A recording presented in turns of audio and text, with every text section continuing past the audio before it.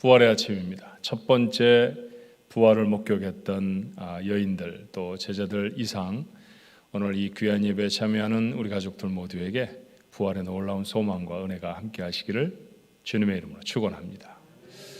4월 첫 번째 주일이기도 하죠. 우리 교회가 이런 교회가 되어지기를 소원합니다 라는 마음으로 우리 교회 사명선언 함께 나눕니다. 상항중앙장로교회는 하나님의 영광을 위하여 하나님께 예배드리며 사명으로 교제하며 예수님의 제자가 되어 삶으로 복음을 전파하는 하나님의 백성입니다. 아멘. 부활의 주께서 우리와 함께 하셔서 우리가 1년이면 몇 차례건 나누는 이 귀한 사명이 하나님의 은혜 가운데 이루어질 수 있도록 우리를 돌보시기를 간절히 바랍니다. 기독교 역사상 가장 커다란 사건이라고 하면 십자가에 달려 죽으신 예수가 다시 살아나신 부활의 사건입니다. 수천 년을 하나님을 예배하던 안식일이 주님을 부활하신 그 주님을 기념하는 주일로 바뀐 사건이고, 제자들이 목숨을 걸고 전하려고 했던 사건도 바로 이 부활의 사건이며, 초대교회 성도들이 짐승의 밥이 되고 검투사들의 놀이개로 죽어가면서도 기뻐할 수 있었던 까닭이 바로 이 부활의 사건 때문입니다. 도대체 이 예수님이 다시 살아나신 부활은 어떤 사건이었을까요? 오늘 본문의 말씀에 보면 바울은 이렇게 우리에게 선언합니다. 고린도전서 15장 3절로 4절 말씀이죠. 내가 받은 것을 먼저 너희에게 전하였노니 이는 성경대로 그리스도께서 우리 죄를 위하여 죽으시고 장사 지낸 바 되었다가 성경대로 사흘 만에 다시 살아나셨다고 말합니다. 바울은 성경에 기록된 대로 주님이 우리를 위해 죽으셨고 성경에 기록된 대로 주님이 다시 살아나셨다고 증언합니다. 부활은 갑작스럽게 나타난 즉흥적인 사건이 아니라 이미 성경에 예언된 사건이라는 것이죠. 그러고 보니 예수님은 생전에 여러 번 자신의 부활에 관해서 예언하셨습니다. 요한복음 2장 19절의 말씀에 보니 이런 말씀이 있죠. 예수께서 대답하여 이르시되 너희가 이 성전을 헐라 내가 사흘 동안에 일으키리라. 자, 지금 그들이 보고 있는 성전은 46년 동안이나 더욱 견고하게 다시 세우고 있는 건물이었습니다. 유대인의 자랑거리였죠. 그런데 헐라니요, 더군다나 사흘 만에 다시 세우겠다니요, 아마도 불쾌하고 어이없는 말이었을 것입니다. 하지만 주님이 말씀하신 것은 자신의 부활에 관한 말씀이셨습니다. 요한은 예수님의 말씀을 이렇게 회고하지요. 요한복음 2장 21절에 이런 말씀으로 기록되어 있습니다. 그러나 예수는 성전된 자기 육체를 가리켜 말씀하신 것이라. 아무리 견고하고 멋지게 보이는 성전이라도 다 무너져 버릴 것입니다. 그런데 그 무너지는 성전, 만약 당신의 육체라고 하면 그 육체는 사흘 만에 다시 살아나실 것이라고 사람들 앞에 선언하시는 것이죠. 표적을 구하는 바리새 사람들에게 예수님은 이렇게 말씀하시기도 하셨어요. 마태복음 12장 39절에 예수께서 대답하여 이르시되 악하고 음란한 세대가 표적을 구하나 선지자 요나의 표적밖에는 보일 표적이 없느니라. 우리는 구약의 요나라고 하는 선지자를 조금 압니다. 바로 이 말씀도 부활의 예언이죠. 하나님이 복음을 전하라고 말씀하신 도성으로 가기 싫어서 다른 곳으로 가던 요나, 그가 풍랑을 만나고 결국 바다에 던져져서 물고기의 뱃속에서 사흘 동안이 있었던 그 사건을 주님은 요나의 표적이라고 오늘 설명하십니다. 무슨 뜻일까요? 예수께서 친히 하신 해석은 이렇지요. 한 절 더 내려가 40절의 말씀에 보니 요나가 밤낮 사흘 동안 큰 물고기 뱃속에 있었던 것 같이 인자도 밤낮 사흘 동안 땅 속에 있으리라. 고기에게 삼키워졌던 요나가 사흘 만에 다시 토해짐을 당하였던 것처럼 죽음과 흑암 속에 갇히었던 예수 그리스도도 사흘 만에 다시 부활하실 것에 대한 예언에 다름이 아니었습니다. 예수님이 제자들에게는 직접 부활하실 것을 예언하시기도 하셨어요.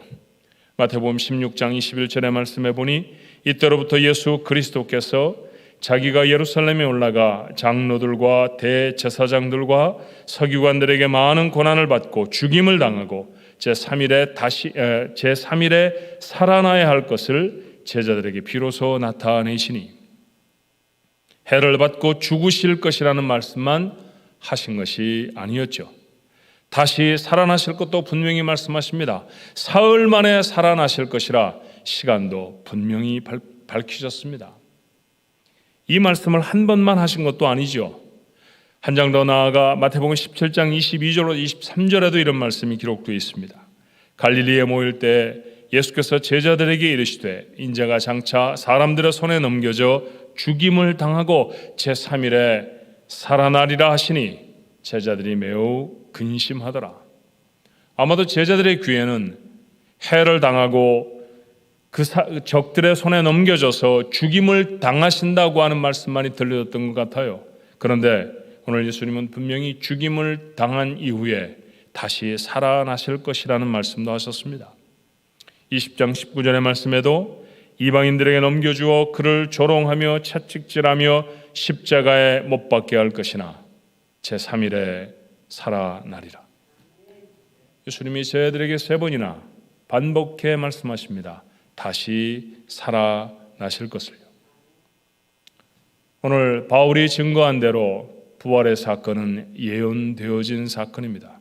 부활의 사건을 갑자기 일어난 일처럼, 일어날 수 없는 일이 일어난 것처럼 이상하게 여기지 않아야 할 것입니다.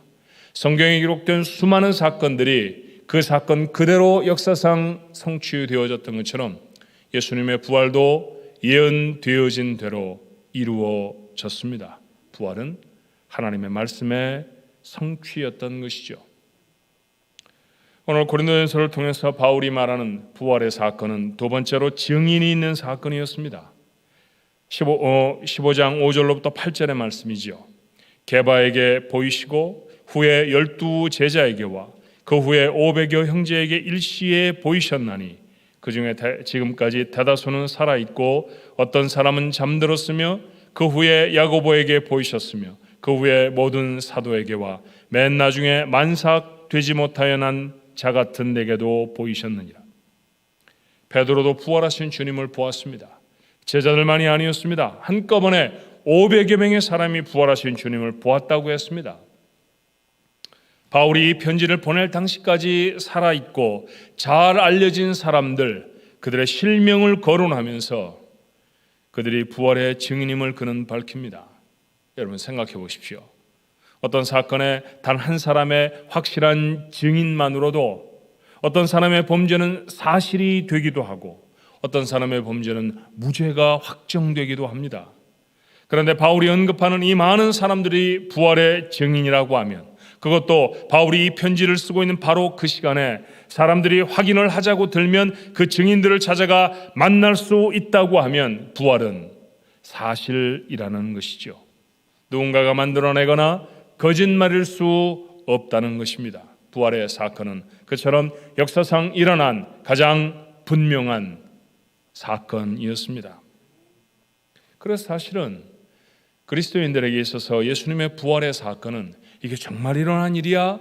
그 사실의 진위 여부를 따지는 것보다도 그 사건이 우리의 삶에 어떤 결과를 이루었는지를, 그 사실을 살피는 것이 훨씬 더 중요하다 할 것입니다. 예수님이 부활하신 사건이 하나님을 믿는 사람들의 삶에는 어떤 일들을 이루어냈을까요? 그것은 사람을 변화시키는 사건이었습니다. 예수님이 십자가에 달려 돌아가실 때 안타깝게도 그 십자가 아래에 서 있던 제자는 요한이 유일했습니다. 다른 사람은 어디에 갔을까요? 예수님이 체포되어져서 사형이 집행되어지는 그 자리까지 가는 것 두려웠습니다. 자신들도 예수님과 함께, 예수님처럼 예수님과 함께 못 박히신 강도들과 같이 십자가에 못 박힐까 두려웠을 것입니다.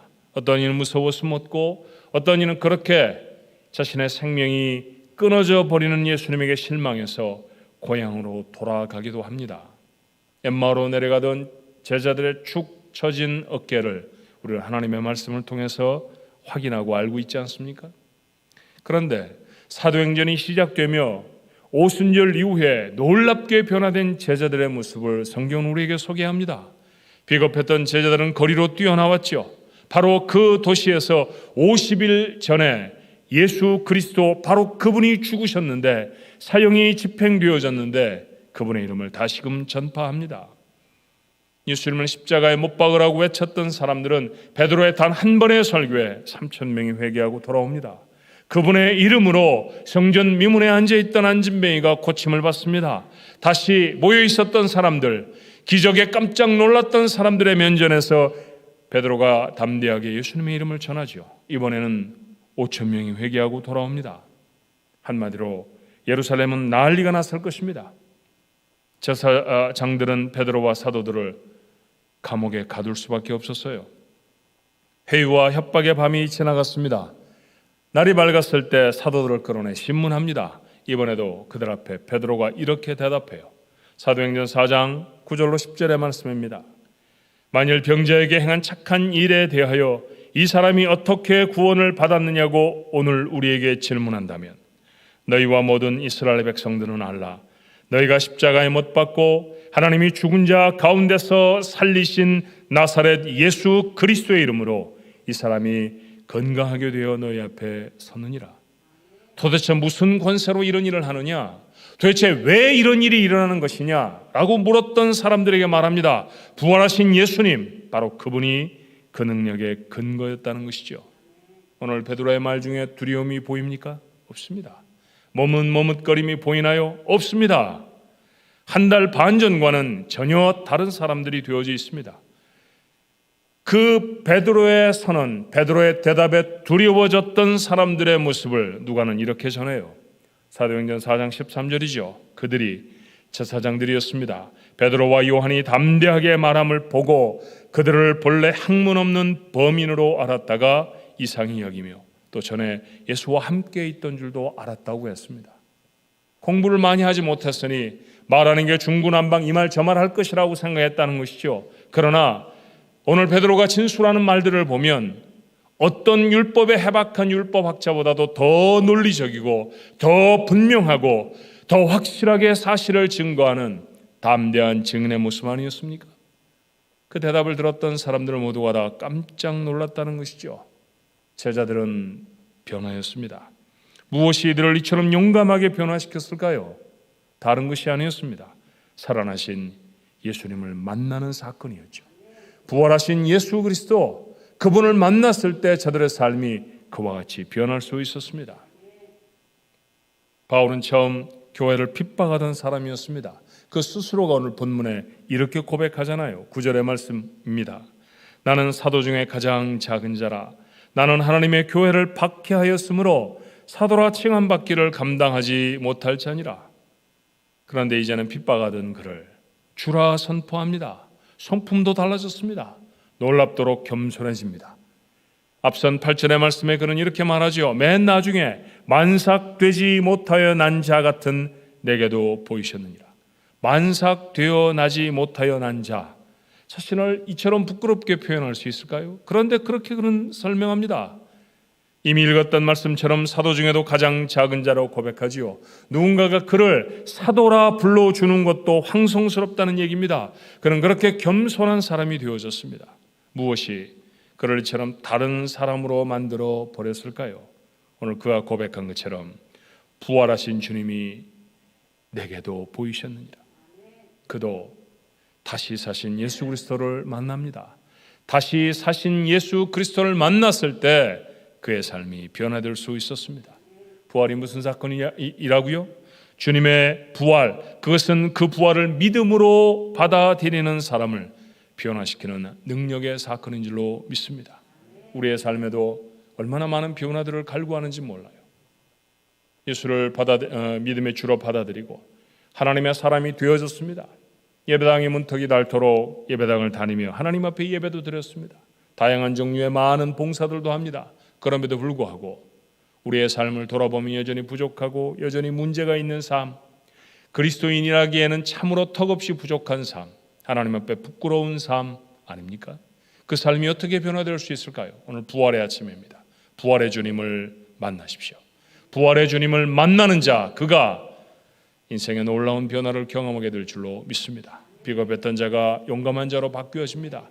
자신의 성품과 자신의 인생 속에 경험했던 수많은 사건들로 말미암아 상체기로 인하여서 아픔 속에 절망하며 살아가는 인생이 부활하신 예수님을 만나면 누구의 상처도 보듬어 줄 수 있는 치유자의 삶으로 바뀌어질 줄로 믿습니다. 그 놀라운 변화의 이 일을 이루어 내시려고 주님은 죽음을 깨트리고 살아나십니다. 그래서 부활의 사건은 소망이 있는 사건인 줄로 믿습니다. 오늘 본문에 표현한 말씀을 한번 볼까요? 바울의 특별한 표현 하나가 6절에 등장하지요. 그 후에 500여 형제에게 일시에 보이셨나니 그 중에 지금까지 대다수는 살아있고 어떤 사람은 잠들었으며. 오늘 본문이 표현하고 있는 바가 무엇인지 우리 압니다. 대다수는 살아있으며 어떤 이는 잠들었다고 말했다고 하면 살아있음의 반대라는 말 아닙니까? 예, 죽었다는 말입니다. 사람이 직면한 수많은 문제 중에 가장 두려운 문제는 다른 것이 아닙니다. 죽음입니다. 왜 이 죽음이 두려운 것일까요? 죽음에는 대책이 없잖아요. 죽음을 막아설 자가 누가 있습니까? 이 죽음을 아닌 것으로 바꿔낼 수 있는 사람이 누가 있나요? 그런데 오늘 바울은 이 절망적인 사건을 잔다라고 표현합니다. 여러분, 죽음과 잠이라는 것은 겉에 보이는 모습은 거의 비슷합니다. 가까이 다가가서 코에 손을 대보고 숨을 쉬는지 쉬지 않는지 확인하기 전에는 죽음 속에 누워있는 자나 아니면 이부자리 속에 누워 잠들어 있는 사람이나 겉으로 보는 모습은 똑같지 않습니까? 그래서 아주 깊은 잠을 자는 사람을 향해 우리는 그렇게 말합니다. 죽은 것처럼 잔다고 말이죠. 비슷하다는 얘기죠. 그런데 결정적으로 죽음과 잠들음이 무엇이 다릅니까? 죽음은 깨어나지 않습니다. 그러나 잠은 아무리 깊은 잠에 빠졌다 할지라도 시간이 되면 일어날 것입니다. 깨어날 것입니다. 500의 형제들, 부활을 목격한 사람들 중에 대부분은 살아있고 어떤 이는 잠들었습니다. 왜 죽은 그들을 오늘 바울은 잠들었다 표현하는 것일까요? 그들도 깨어날 것이기 때문입니다. 그들도 다시 살아날 것이기 때문입니다. 이 다시 살아남의 보증이 누구이십니까? 예수 그리스도이신 것이죠. 그러므로 예수 안에 있는 사람에겐 더 이상 죽음이 최종적인 사건일 수 없는 줄로 믿습니다. 우리 인생 속에 우리가 경험할 수 있는 가장 어렵고 난공불락의 문제가 죽음이라고 하면, 그래서 바울은 말하기를 사망아 내 쏘는 것이 어디 있느냐라고 질타하지 않습니까? 그렇게 대단한 문제, 대단한 한계의 사건이 죽음이라고 할진데 그 죽음을 건널 수 있다고 하면, 그 죽음이 극복될 수 있다고 하면 우리는 두려워할 것이 없는 줄로 믿습니다. 죽음은 그리스도 안에 있는 사람들, 믿음을 갖고 하나님의 자녀가 된 사람들에게는 얼마든지 극복이 가능한 사건이 되어져 버렸습니다. 하나님이 죽음을 깨트리고 예수 그리스도를 다시 살리셨듯이 우리도 다시 살리실 줄로 믿습니다. 죽음을 아무것도 아닌 것처럼 해결하신 하나님이 우리의 또 다른 위기와 실망에서도 우리를 건지시지 않겠습니까?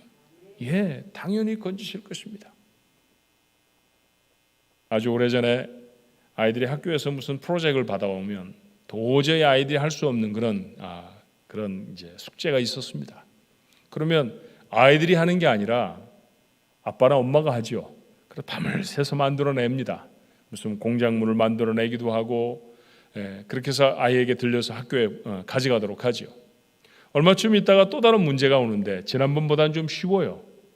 내가 이번에 해줄게, 아빠가 이번에도 해줄게, 그렇게 말하면 이 아이가 단박에 믿습니다. 왜 믿어질까요? 그거보다 더 어려운 것도 아빠가 해냈거든요. 그러니 이것도 충분히 해줄 거라고 생각합니다. 이번에는 전보다도 더 편안하게 마음껏 잠을 잡니다. 같은 얘기가 우리에게도 가능한 것 아닙니까? 아무도 믿지 않았지만 죽음을 깨트리고 예수 그리스도를 다시 살리셨습니다. 예수님만 살려준다 아니셨습니다. 예수는 죽음을 깨트리고 부활하신 부활의 첫 열매라고 하셨습니다. 두 번째, 세 번째, 만번, 백만 번, 천만 번째의 열매로 우리는 다시 부활할 것입니다. 그렇게 죽음을 깨트리고 다시 살아날 것이라고, 다시 살리실 것이라고 부활의 소망을, 예수 그리스도의 부활을 통해 우리에게 하나님이 주셨다고 하면 오늘 우리가 일상을 살아가며 직면하고 우리의 얼굴로 맞닥뜨리는 수많은 문제와 어려움들은 어떻게 하실까요? 이기게 하실 줄로 믿습니다. 어떤 때는 가난이 우리 앞을 막습니다. 어떤 때는 질병이 우리 앞을 막죠. 죽음과 아직 아닙니다. 병에도 우리는 지쳐버립니다. 그런데 여러분, 죽음에서 깨어날 수 있게 하신다고 하면 질병은 이기게 하시지 않겠습니까? 이 세상에 얼마든지 있는 재화들, 자기 것이 아닌 것이 세상에 하나도 없는 하나님, 그 부요하신 하나님이 우리의 삶에 꼭 필요한 것들이 있다고 하면 공급하고 채워주실 줄로 믿습니다. 우리는 정말 암울한 시절을 지나가지만, 그러나 이 시절을 지나가며 소망을 잃지 않을 수 있는 까닭이 어디에 있나요? 기필코 이 어려움도 내 하나님이 이기게 하실 줄로 믿기 때문입니다. 여러분, 그 믿음으로 이 코로나 팬데믹 시절을 힘있게 이겨낼 수 있게 되기를 주님의 이름으로 축원합니다. 그 밖에도 수많은 문제들이 우리에게 닥친다 할지라도, 여러분, 조금 부정적이고 슬픈 이야기지만 이 팬데믹의 어려움이 끝났다고 하십시다. 전염병이 다 사라져버리고요, 마스크를 다 벗어버리고 일상으로 회복되어져서 전처럼 우리가 평범한 일들을 다 감당할 수 있다고 하십시다. 그러면 우리 인생에 어려움이 다시 생기지 않을까요? 또 생길 것입니다. 마치 아이의 도시락 하나로 5천 명이나 되는 사람들이 배불리 먹었지만, 그러나 불과 하루가 지나지 않아 그 신비한 음식을 먹었던 자들은 또다시 배고팠을 것입니다. 그와 마찬가지로 문제를 해결하고 또다시 한 걸음을 건너간다 할지라도 그 앞에 또 다른 문제가 우리를 기다리고 있을 것입니다. 그러면 문제가 우리 앞을 막았을 때마다, 우리를 괴롭히는 어려움이 우리를 찾아올 때마다 좌절하고 절망해야 하겠습니까? 아닙니다. 그때마다 부활의 소망을 가진 주님을 바라보고 넉넉히 이기는 하나님의 사람들이 되어야 할 줄로 믿습니다. 팬데믹도 이기게 하셨으니 이것도 이길 것이다 라는 믿음, 그 믿음이 우리의 것이어야 합니다. 주님을 죽음 속에서 가두어 놓지 않으시고 다시 깨워 살리신 우리 하나님, 인생이 닥칠 수 있는, 인생이 만날 수 있는 가장 큰 문제, 그 죽음의 문제를 예수 그리스도를 부활시키심으로 우리에게 가능하게 보여주신 그 하나님이 내가 경험하는 모든 문제에서 나를 자유케 하시고 나를 회복시키시고 나를 일으키실 줄로 믿습니다. 이 담대함의 소망, 예수 그리스도의 부활로 말미암아 오늘 우리에게 가능해지는 줄로 믿습니다. 부활의 아침에 우리 마음에 다시 담습니다. 부활의 사건은 흐릿한 신화가 아닙니다. 역사 속에 그대로 실현된 성경의 많은 예언처럼 이미 예언된 사건입니다. 여러분, 성경의 어떤 부분은 실천이 되어졌는데 성경의 어떤 부분은 전혀 아니야, 그렇지 않잖아요. 성경은 처음부터 마지막까지 하나님의 말씀입니다. 그 중에 어떤 부분들이 실천되어지고 그리고 이루어졌다는 사실을 역사 속에서 확인할 수 있다고 하면 다른 것들도 하나님이 이루셨다는 사실을 우리는 분명히 믿습니다. 그러니 부활의 사건도 기록되어진 것처럼 주님이 죽음을 깨뜨리고 부활하셨다는 사실을 우리는 조금도 의심 없이 믿습니다. 두 눈으로 그 엄청난 사건을 목격한 수백 명의 사람들이 증인이 되어진 사건입니다. 한두 명이 아니었습니다. 한두 명만 법정에 확실한 증인으로 있어도 사건이 뒤집혀지거나 확정되어질 수 있었다고 하면, 이렇게 수백 명의 사람들이 목격한 부활의 사건은 얼마나 더 분명한 사건일까요? 그들이 그 증언을 다음 세대에 전해주고 그 세대는 또 다음 세대에 전해주어서 오늘 우리 세대까지 부활은 여전히 증거되어지는 사건입니다. 그렇게 증인이 있는 사건, 그 사건을 우리의 마음에 주셔서 우리는 흔들림이 없이 그 사건을 사실로 믿죠. 그 사건을 우리의 마음에 담을 때 우리의 삶에 얼마나 놀라운 일들이 일어나나요? 나약한 인간들을 역사의 주인공이 되도록 바꿔버린 사건 아닙니까? 베드로를 그렇게 담대하게 예수 그리스도의 이름을 선포하는 사람으로 바꾸어내셨듯이 오늘 우리의 삶도 그렇게 바꿔내실 줄로 믿습니다. 난 한 번도 복음을 전해본 적이 없어. 부활의 주님을 오늘 아침 만나십시오. 그러면 여러분의 입술에서 예수 그리스도가 증거되는 하나님의 사람이 될 줄로 믿습니다. 그리고 그렇게 증거되는 하나님의 말씀이 인생을 정말로 변화시키는 하나님의 큰 기적의 동역자가 되어지는 그런 일들이 여러분의 삶에도 반드시 일어날 것입니다. 2000년의 시간을 건너서 오늘 우리 안에 동일한 소망으로도 함께하지 않으십니까? 죽은 자가 잔다라고 표현하십니다. 예, 그저 죽음에 누워있는 것, 그래서 영혼이 끝이 되어지는 것이 아닙니다. 그래서 우리는 장례식을 영결이라고 표현하지 않잖아요. 영원히 헤어진다라는 표현이 우리 안에는 가능하지 않습니다. 죽음에서 깨워 일으키실 것입니다. 죽음을 깨뜨리셨다고 하면 죽음보다 작은 문제야 두말할 것도 없지 않겠어요? 한계가 많은 세상을 너무나 부족한 사람으로 살아갑니다. 우리 입만으로 살라고 하면 가능하지 않은 세상이죠. 감당할 수 없는 시간일 것입니다. 그런데 부활하신 주님이 우리와 함께 하십니다. 그러니 이길 것입니다. 그러니 극복할 것이고요, 그 가운데 하나님의 일을 이루어내실 것입니다. 주님의 부활, 2000년 전에 해묵은 사건이 아니라 오늘 이 시간에 여러분의 삶에 이런 거룩한 변화를 일으키는 능력의 사건이 되어지시기를 주님의 이름으로 축원합니다. 기도하십시다. 돌아가신 주님을 한번 뵙기라도 하려고 여인들이 향품을 들고 무덤을 향하였습니다. 그런데 돌은 굴려져 있고 그 가운데 주님이 거룩하게 살아나셨습니다. 살아나신 주님을 배웠을 때 얼마나 좋았을까요? 그 살아나신 주님이 제자들에게 나타나십니다.